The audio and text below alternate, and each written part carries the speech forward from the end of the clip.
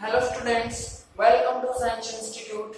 हमने पिछले लेक्चर में किया था क्वोथनांक का उन्नयन, एलिवेशन एंड बॉइलिंग पॉइंट। उसका डेरिवेशन चल रहा था।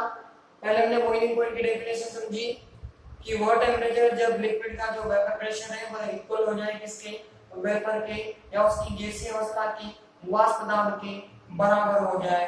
जिस भी ताप पर वह इक्वल होगा उस ताप को या उस टेम्परेचर को कहा गया बॉइलिंग पॉइंट या क्वोथनांक बिंदु। फिर हमने प्रेशर का और टेम्परेचर का रिलेशन देखा था तीन तरह के एलिमेंट्स के लिए। एक तो सॉल्वेंट था और दो क्या थे, विलियन थे। फिर हमने डायरेक्ट सॉल्यूशन मॉल को क्या बोला था, स्ट्रेट लाइन। ऐसा करके हम आगे बढ़े थे और आगे बढ़ते बढ़ते बढ़ते बढ़ते बढ़ते बढ़ते कहां पहुंच गए थे, हम यहां पहुंच गए थे कि डेल्टा टीबी जो होता है वो किसके इक्वल होता है, K into small W small M और इधर की तरफ क्या, कैपिटल डब्ल्यू। बोलो यही फॉर्मूला है था। अब इक्वेशन नंबर जो भी है वो डालेगा भाई, उसी से आगे बढ़ा रहा है। मैं तो नहीं डाल रहा हूँ लेकिन यहाँ से मेरे को याद नहीं कौन सी आएगी, आप लोग उसी से आगे बढ़ाना भाई, ठीक। फिर हमने की इसकी क्या दी थी, डेफिनेशन दी थी। क्या डेफिनेशन दी थी भाई कि W अपॉन M क्या होता है, number of mole of solute, विलेय के मोलों की संख्या। सपोज करो ये कितनी हो, 1 मोल। W को कितना कर दिया हमने, 1 ग्राम कर दिया। तो यहाँ से ये 1 दोनों को 1 करोगे तो आपको फाइनल आंसर क्या मिलेगा, कितना मिलेगा। तो डेफिनेशन बनी है, डिफाइन किया हमने इसको।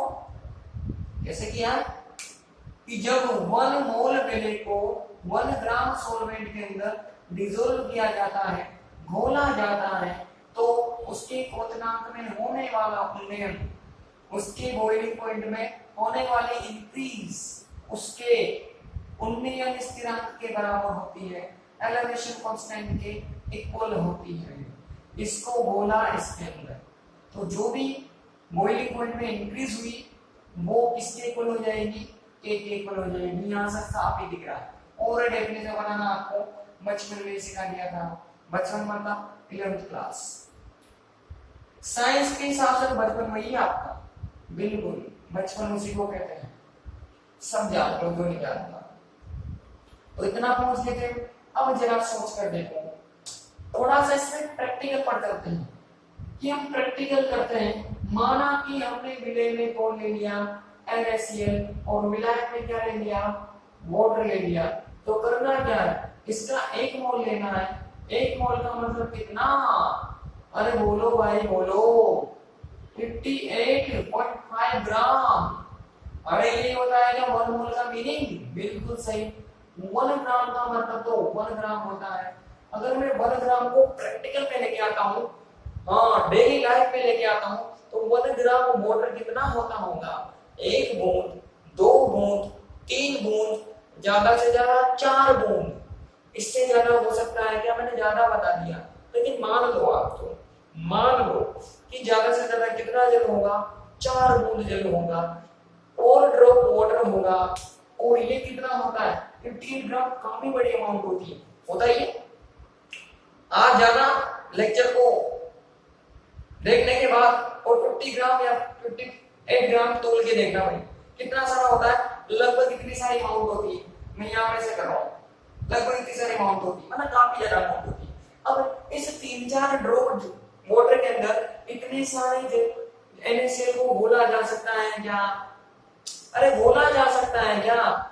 जल तो है हमारे पास 3-4 ड्रॉप और NaCl है इतना सारा, तो इतने सारे NaCl को 3-4 ड्रॉप के अंदर नहीं घोला जा सकता। मतलब ये डेफिनेशन कहने के लिए कह दो कि 1 मोल को घोल लो 1 ग्राम में, तो जो भी आपको डेल्टा टीबी मिलेगा वो क्या बन जाएगा, के बन जाएगा। लेकिन इसकी कोई भी प्रैक्टिकल वैल्यू नहीं है, इसकी प्रायोगिक रूप से कोई सत्यता नहीं है, क्योंकि प्रायोगिक रूप से 1 मोल पदार्थ को 1 ग्राम विलायक में घोला ही नहीं जा सकता। एग्जाम्पल से मैंने प्रूव कर दिया कि NaCl की 58.5 ग्राम अमाउंट को 1 ग्राम जल में 3-4 ड्रॉप वाटर में हम डिजोल्व नहीं कर सकते। मतलब ये सिर्फ कहने के लिए है, प्रैक्टिकल में कुछ नहीं है। तो हम क्या चाहते हैं, हमेशा कोई भी थ्योरी बने उसकी दोनों वैल्यू हो, प्रैक्टिकल वैल्यू भी हो और थ्योरेटिकल वैल्यू भी हो। तो यहाँ से कौन सी वैल्यू नजर आए, केवल थ्योरेटिकल वैल्यू।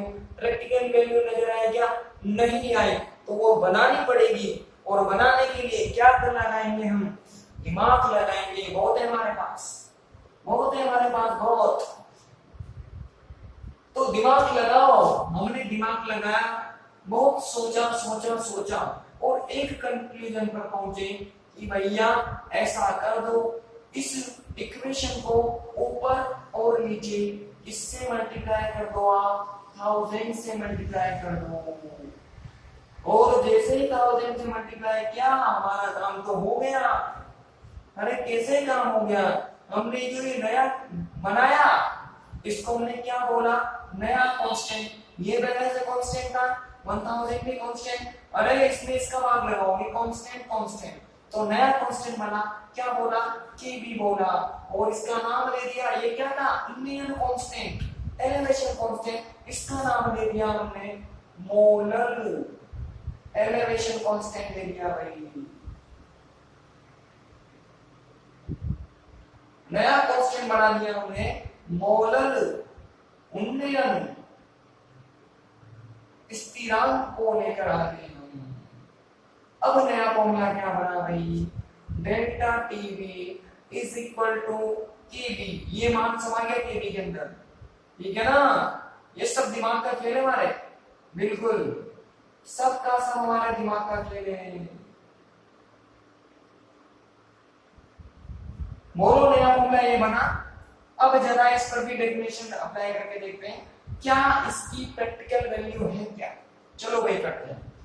वापस मैंने W अपॉन स्मॉल m को कितना कर दिया, n था, n को कितना किया, 1 मोल किया। तो W को अब वापस क्या करना चाहता हूं मैं, डेल्टा टीबी को टीबी के बराबर करना चाहता हूं डेफिनेशन बनाने के लिए। तो ये तो 1 हो गया, लेकिन अभी देखो 1000 है। इस 1000 को काटने के लिए, कैंसिल करने के लिए इस W को तो 1000 होना ही पड़ेगा। यहाँ पर 1000 होगा तो कैंसिल होगा, इधर का गया तो ये केबी डेल्टा टीबी के बराबर हुआ कि नहीं हुआ, तो बन गई डेफिनेशन। क्या बनी कि जब 1 मोल को बोला जाता है 1000 ग्राम विलायक में, तो जो भी डेल्टा टीबी होता है वो उसका टीबी कहलाता है। मतलब 1 mole of amount of solute is dissolved in 1000 gram of solvent, then resulting delta TB is equal to TB। 1 मोल विलायक को बोला जाएगा 1000 विलायक में, तो TB कहलाएगा TB। और डेफिनेशन बनेगी नहीं बनी, जरा प्रैक्टिकल पढ़ सकते हैं क्योंकि हम तो प्रैक्टिकल वैल्यू देखना चाहते हैं। थ्योरेटिकल वैल्यू तो पता लगी हमें, वो तो यहाँ भी थी, लेकिन मामला फिट कहाँ हो गया, प्रैक्टिकल में। जरा अब इसका प्रैक्टिकल करके देखते हैं। वापस मैंने किसका एग्जांपल लिया भाई, पुराना, हमारा पुराना साथी, सबका साथी ये होता है, इसी को लेते हैं हमेशा। 1 मोल का मतलब इसकी कितनी अमाउंट होगी, 58.5। इधर की तरफ मैंने H2O में घोला तो कितना H2O, 1000। 1000 का मीनिंग हो गया, कितना मीनिंग हो गया, एक लोटा भर के, 1000 ग्राम का मतलब हो गया 1 किलोग्राम चाहिए। और 1 किलोग्राम की बोतल तो आपने देखी होगी, बोतल देखी ना आपने, बताओ इतना सारा वाटर है, 1 लोटा वाटर है, 1 किलोग्राम वाटर है, उसमें थोड़ा सा, अब ये इतना भी होगा तो क्या इस 50 ग्राम जल को नहीं घोल सकते क्या हम। अरे हम सब्जी बनाते हैं घर में, कितना वाटर डालते हैं उसके अंदर, डालते हैं ना, उसमें नमक डालते हैं, कितना डालते, 50 ग्राम ही डाल दो मेरे ख्याल से। समझाने के लिए बोल रहा हूं मैं आप लोगों को सिर्फ कि अब जल ज्यादा मात्रा में हो गया, बड़ी अमाउंट में वाटर हो गया, अब उसमें 50 ग्राम NaCl को इजीली घोला जा सकता है, आसानी से डिसॉल्व किया जा सकता है।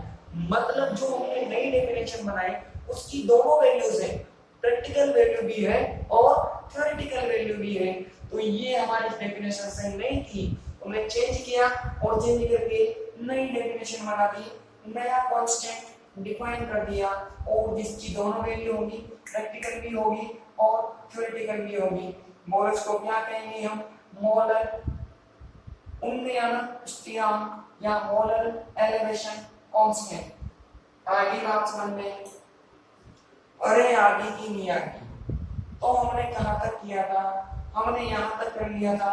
इसकी डेफिनेशन भी लिख ली थी हमें कि उसको क्या कहते हैं, उन्नयन स्थिरांक या एलिवेशन कांस्टेंट। उसके जस्ट अगली लाइन से लिखो,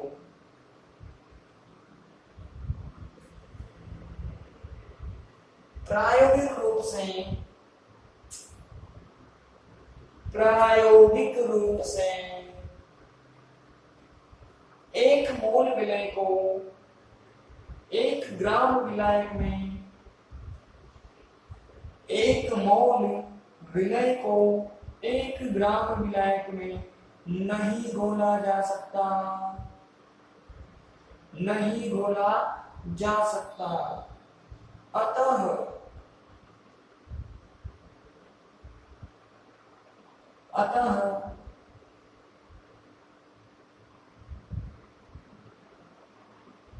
1 ग्राम विलायक के स्थान पर 1 ग्राम विलायक के स्थान पर 1000 ग्राम विलायक लेने पर 1000 ग्राम विलायक लेने पर 1000 ग्राम विलायक लेने पर, यहां तक आ जाओगे नीचे तक। ये पूरा पूरा पूरा पूरा यहां तक करोगे तो आपको क्या मिल जाएगा? This implies delta TB is equal to KB. यहां तक कर लो सबके सब। आप लोग लिखो practically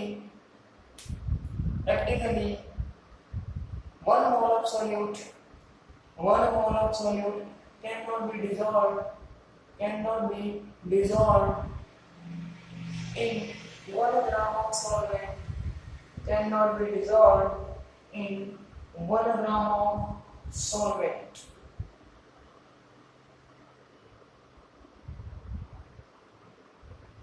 So 1000 gram of solvent is taken. So 1000 gram of solvent is taken in place of 1 gram of solvent. In place of 1 gram of solvent. 1 gram of solvent. नीचे तक कर लो भाई आप लोग भी। हिंदी वाले बच्चों ने कर लिया होगा, लिखो अतः 1 मोल विलय को 1000 ग्राम विलायक में घोलने पर 1 मोल विलय को 1000 ग्राम विलायक में घोलने पर क्वथनांक में होने वाला उन्नयन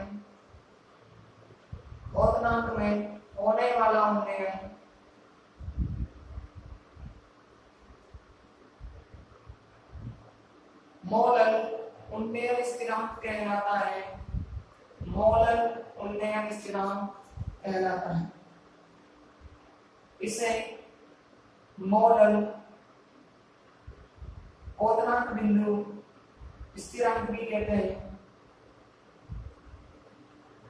इसे मोलर क्वथनांक बिंदु स्थिरांक भी कहते हैं तथा इसे एबिलियोस्कोपिक, इंग्लिश में नाम है भाई एबिलियोस्कोपिक, इंग्लिश में लिख लो आप लोग, हिंदी में तो बहुत अजीब है, देखो इंग्लिश में बढ़िया है। इसे एबिलियोस्कोपिक कांस्टेंट भी कहते हैं। इसे एबिलियोस्कोपिक कांस्टेंट भी कहते हैं। एबिलियोस्कोपिक कांस्टेंट भी कहते हैं। ये तीनों की तीनों यही है भाई, इसी के नाम है। ठीक, आप लोगों ने भी कर लिया होगा भाई। लिखो when 1 mole of solute when 1 mole of solute is dissolved in 1000 gram of solvent, 1000 gram of solvent, then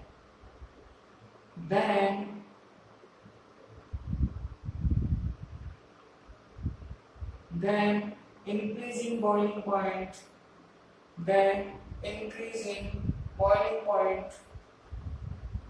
is equal to molar elevation constant.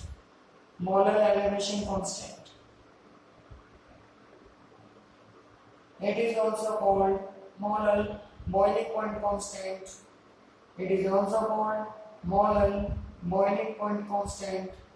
Or abilioscopic constant.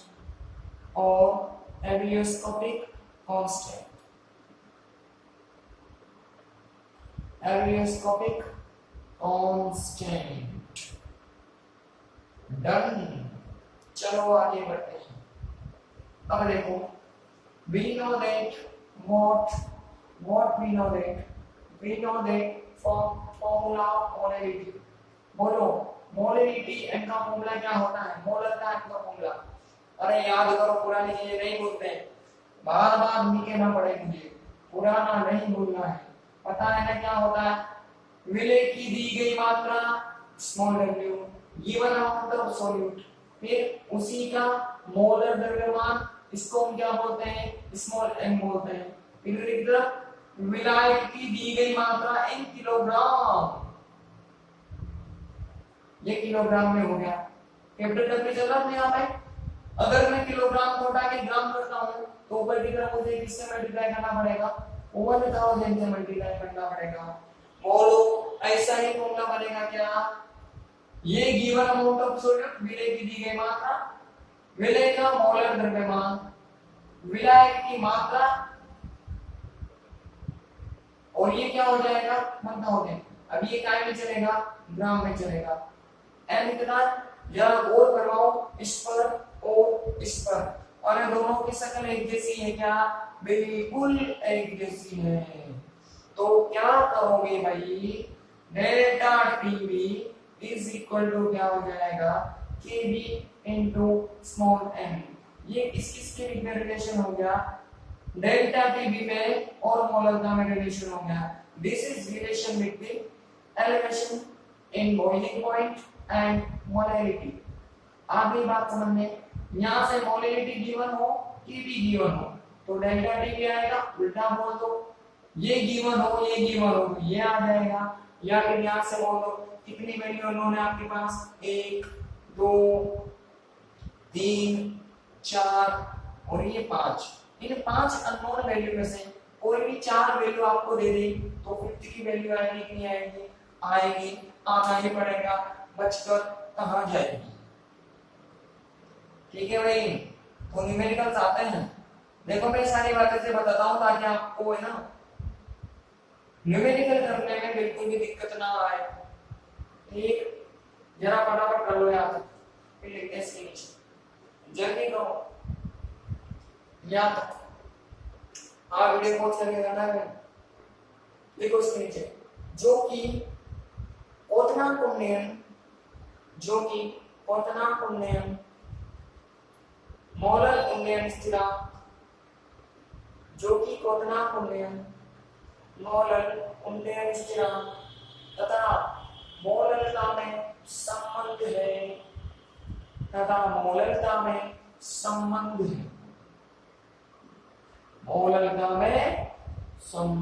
है, which is relation between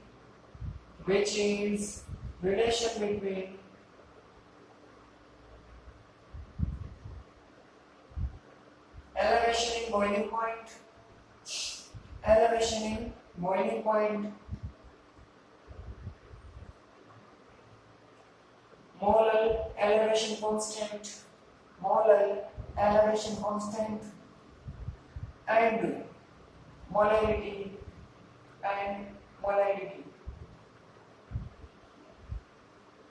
ठीक, अच्छी बात है नहीं।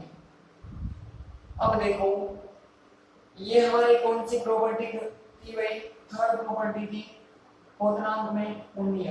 अब आपसे कोई पूछे कि सिद्ध करो क्वोशंट में उन्नीय असंगीत गुणधर्म होता है, prove that elevation in boiling point is a colligative property. तो भाई कैसे करोगे, सिंपली हम इसको प्रूव कर सकते हैं। हमें कहाँ जाना है, इसके फॉर्मूले पर जाना है। ये हो गया इसका फॉर्मूला, अरे वो इतना ही लिखा था, बिल्कुल इतना ही लिखा था हमने इसका फॉर्मूला। हमें क्या देखनी है, हमें पता डेफिनेशन कि वे प्रॉपर्टीज जो डिपेंड करती है नंबर ऑफ पार्टिकल्स पर।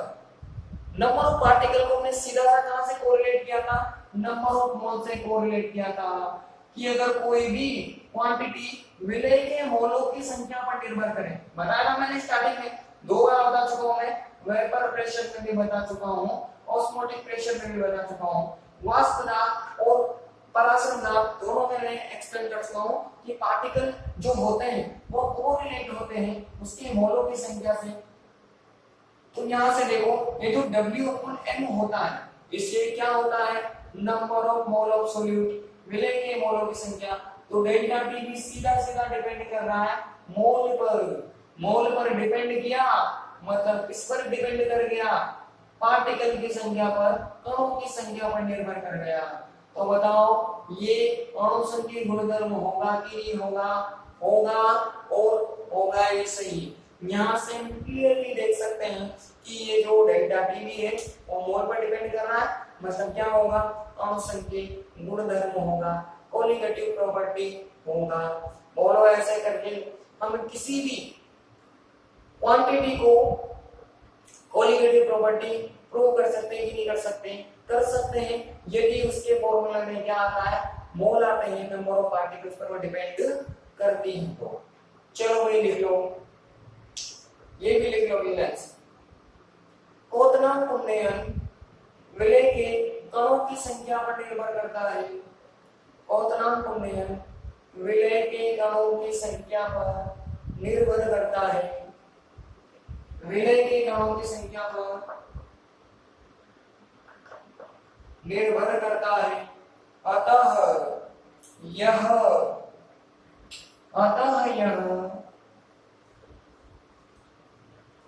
अणुसंख्यिक गुणधर्म है।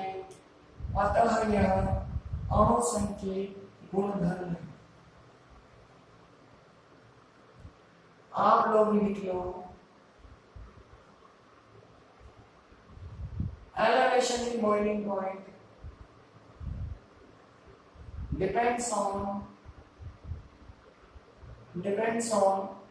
number of particles of solute, depends on number of particles of solute, so it is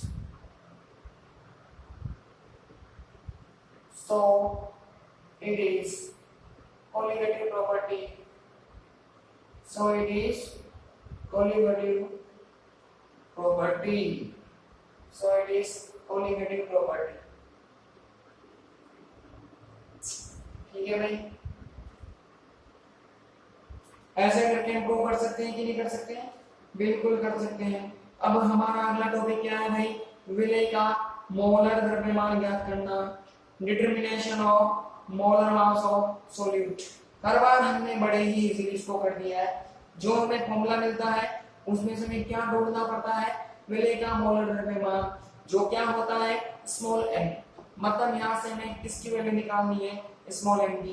तो इजीली निकाल सकते हैं, बहुत आसानी से निकाल सकते हैं। we know that what delta tb is equal to kb, और ये हो गया w स्मॉल m, ये कैपिटल w, और ये बनता हो गया विलय का मोलर द्रव्यमान, मतलब क्या निकालना है, ये m निकालना है, इस m को निकालना है। तो करना क्या है, कुछ नहीं करना, m को इधर की तरफ लेके आए, डेल्टा tb को इधर की तरफ लेकर गए, तो हो गया kb, और ये हो गया w 1000, और ये डेल्टा tb, और ये कैपिटल W। बोलो यहां से इधर के सारे मान आपको दे दिए जाए तो m आने से मना करेगा क्या? बिल्कुल कर ही नहीं सकता, उसको आना ही पड़ेगा। तो इस फॉर्मूले से आप विलेय का मोलर द्रव्यमान कैलकुलेट कर सकते हो। फटाफट से लिख लो, नोट डाउन करो फास्टर। यस, स्मार्ट हो आप लोग, आपने कर लिया होगा। लिखो भाई इसके नीचे उपरोक्त सूत्र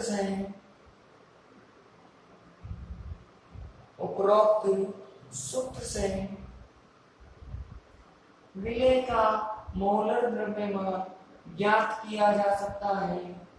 उपरोक्त सूत्र से विलेय का मोलर द्रव्यमान ज्ञात किया जा सकता है, बाय अबव फॉर्मूला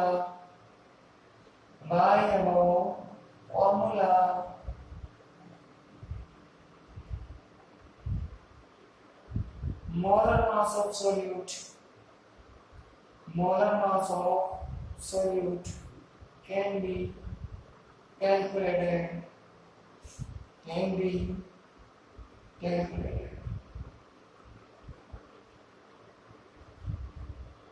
ठीक। तो यहां से आपको m मिल जाएगा। अब देखो, जो वाटर होता है या जो जल होता है, पहले तो आपको पता होना चाहिए इस केवी की यूनिट क्या होगी। देखो, अगर आपको यूनिट निकालनी है, यूनिट ऑफ केवी ये निकालना है, तो कहां से निकालोगे? देखो भाई, delta TV is equal to क्या होता है? KB into M. ठीक, हमें केवी की यूनिट चाहिए ना, तो ये हो गई डेल्टा टीवी और ये एम हो गया। डेल्टा टीवी एक टेम्परेचर होता है और टेम्परेचर को कैलकुलेट करते हैं इसके अंदर केल्विन के अंदर। मोलैरिटी का जो बेसिक फॉर्मूला होता है वो क्या होता है? Mole upon kilogram. याद है स्टार्टिंग में ये लिखा था हमने, विलेय के मोलों की संख्या विलेय की मात्रा किलोग्राम में, तो ये जो होता है वो मोल अपॉन किलोग्राम होता है। मतलब इसकी यूनिट क्या होगी? मोल किलोग्राम इनवर्स होगी। तो यहां से हम यूनिट इजीली निकाल सकते हैं। क्या आ गई? केल्विन, ये ऊपर जाएगा तो माइनस हो गया प्लस, केल्विन किलोग्राम, और ये क्या हो जाएगा? माइनस हो जाएगा। तो यूनिट क्या होगी केवी की? केल्विन किलोग्राम, मोल इनवर्स केवी की क्या बन जाएगी? यूनिट बन जाएगी। और इसकी जो वैल्यू होती है केवी के लिए, इसका मान होता है 0.52 केल्विन किलोग्राम मोल इनवर्स। बाकी सॉल्वेंट का आपको क्वेश्चन में गिवन होगा, अगर वाटर के अलावा। ये किसके लिए? जल के लिए। और H2O, ये H2O के लिए होता है ये मान। H2O का कभी भी आपको क्वेश्चन नहीं देगा, बाय द वे दे दे, लेकिन जहां तक पॉसिबिलिटी है वो आपको H2O के लिए गिवन नहीं करेगा। इतनी हम आपसे एक्सपेक्टेशन रखता है कि आपको कम से कम H2O का तो पता ही होगा, क्योंकि आप जानते हो H2O सार्वत्रिक विलायक होता है। ऐसा आपने सेकंड ईयर में पढ़ा होगा इनऑर्गेनिक के अंदर। ये क्या होता है भाई? यूनिवर्सल सॉल्वेंट होता है। तो वो आपसे एक्सपेक्ट करता है कि भाई ये यूनिवर्सल है, सबसे अच्छा विलायक है, तो सबसे अच्छे का आपको पता होना ही चाहिए। तो आपको उसको याद करना है, इतनी वैल्यू होती है इसकी। फटाफट से कर लो और जल्दी कर लो।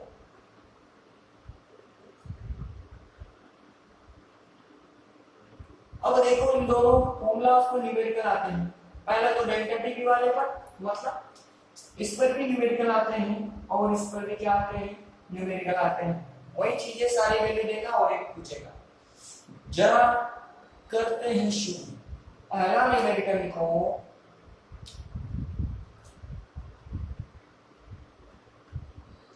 लिखने से नहीं पता भाई, वीडियो पोस्ट करके रखे कर लेंगे, जिसमें नहीं लिखा न्यूमेरिकल लिखो बस।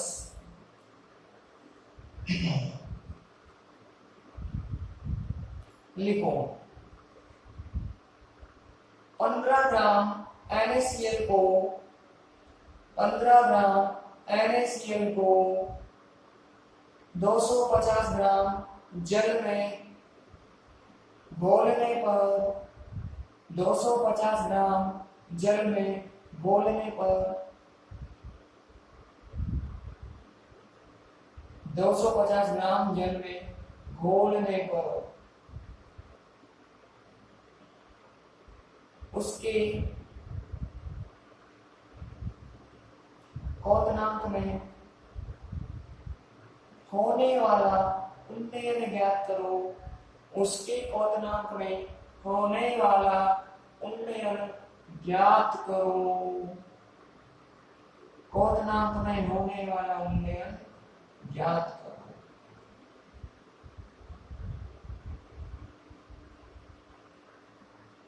ठीक, मैं करा देता हूं उसको, फिर आपको दूंगा घर से करने के लिए। एक मैं कराऊंगा, बाकी आपको करना है। ठीक है ना भाई? चलो हम शुरू करते हैं। हमें गिवन क्या क्या किया गया है? हमें गिवन क्या है? पहली चीज क्या दी है भाई? W दिया है। NaCl की मात्रा दी है ना हमें, तो वो क्या होगी हमारे में? W होगी। कितनी दी है भाई? वो हमें 15 ग्राम दी है। उसके बाद में स्मॉल m निकाल सकते हैं। NaCl दे दिया तो वो आ जाएगा। बताओ, आगे भी बताया था मैंने, सिंपली Na का जोड़ो Cl का जोड़ो, तो आपको निकाल लेना भाई कितना आ जाएगा, कितना आ जाएगा। कैपिटल W दिया है क्या? मतलब H2O की दी गई मात्रा, बोलो कितनी दी गई है? 250 ग्राम। अब देखो, ग्राम में दी गई हो या ml में दी गई हो, H2O के केस में जो डेंसिटी होती है ना, H2O की जो डेंसिटी होती है वो ऑलवेज 1 होती है। अब आप जानते हो m/v होती है, तो यहाँ से ये 1 हो जाएगा, तो m बराबर क्या हो जाएगा? v। मतलब उसका मास बोले या वॉल्यूम बोले, दोनों का मीनिंग एक ही होता है। तो ml दे या ग्राम दे, दोनों का एक ही मीनिंग है। आगे बात समझ में, कुछ भी दे हो, तो यहाँ पर क्या हो गया? 250 ग्राम हो गया कि नहीं हो गया? आगे बढ़ो, और क्या क्या करना है? हमें कैलकुलेट करना है क्या? Delta T. हमें फॉर्मूला लिखना है, पहले ऐसे करके फॉर्मूला लिखना है, हमेशा यही करना है। अब देखो क्या क्या चाहिए, W चाहिए है, M चाहिए है, कैपिटल W भी है, K भी नहीं है। वो कहां से होगा?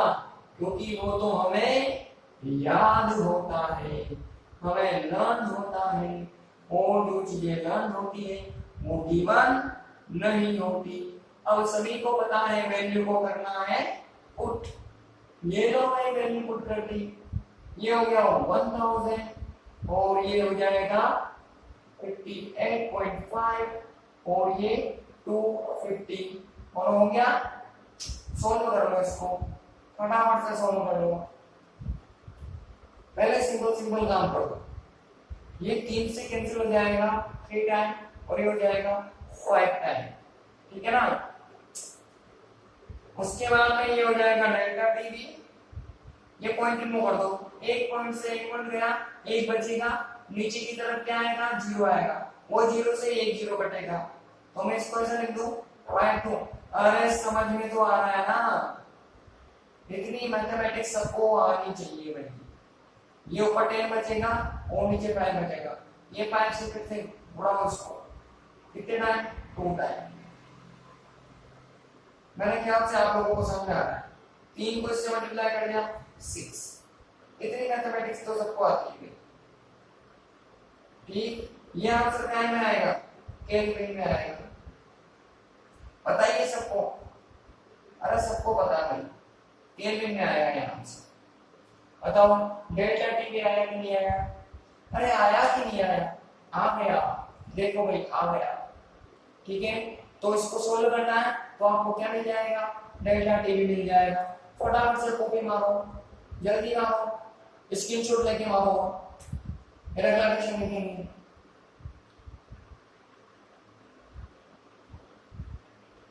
हो गया? चलो भाई, अच्छी बात है।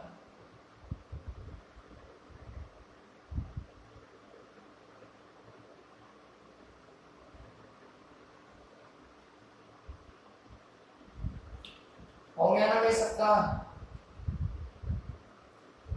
चलो फिर लिखो। आ गया भाई ये सबको समझ? आ गया होगा। लिखो अगला क्वेश्चन, आपको घर से करना है। लिखो 12 ग्राम KCl को 12 ग्राम KCl को 12 ग्राम KCl को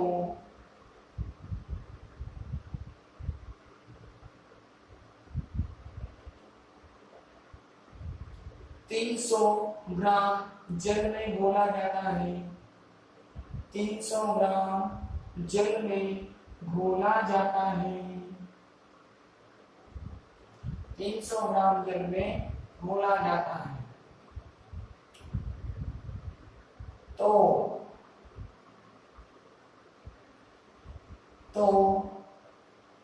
क्वथनांक में उन्नयन क्वथनांक में उन्नयन तथा विलयन का क्वथनांक में उन्नयन तथा विलयन का क्वथनांक बिंदु ज्ञात करो। विलयन का क्वथनांक बिंदु ज्ञात करो। विलयन का क्वथनांक बिंदु ज्ञात करो। आ गई बात समझ में? देखो बिल्कुल ऐसे इज एग्जांपल है कि गिवन है, आपको डेल्टा टीवी कैलकुलेट करना है, साथ में विलयन का क्वथनांक बिंदु। हम जानते हैं डेल्टा टीवी इस किसके बराबर होता है? T1 माइनस टीवी के। तो ये T1 भी आपको कैलकुलेट करना है। ये आ जाएगा, इसको उधर ट्रांसफर कर दोगे और ऐड कर दोगे तो आपका आएगा क्या आएगा? अब टीवी को ये मत पूछ लेना कि टीवी तो दिया ही नहीं है। अरे वाटर है वाटर, और वाटर का टीवी मतलब उसका बॉइलिंग पॉइंट ऑलवेज कितना होता है? इतना होता है। आ गई बात समझ में? इतना होता है। अब ये भी देगा क्या वो आपको? बिल्कुल भी नहीं देगा, कभी नहीं देगा आपको वो ये चीज। तो आपको पता होना चाहिए। तो टीवी को उधर जाके रखोगे, वैल्यू पुट कर दोगे तो आपको T1 का मान मिल जाएगा। और कितना मिलता है सभी को मुझे क्या करना है? आंसर करना है भाई। आ गई बात समझ में? करना इसको ओवर से, फिर कल करेंगे अगला क्वेश्चन और इसमें आगे बढ़ेंगे हम। अभी इसके हमारे प्रैक्टिकल मेथड्स बाकी हैं, जैसे कि बात में होते थे कि कल मिलते हैं कल के लेक्चर में। मस्ती से पढ़ते रहो, बिंदास पढ़ते रहो।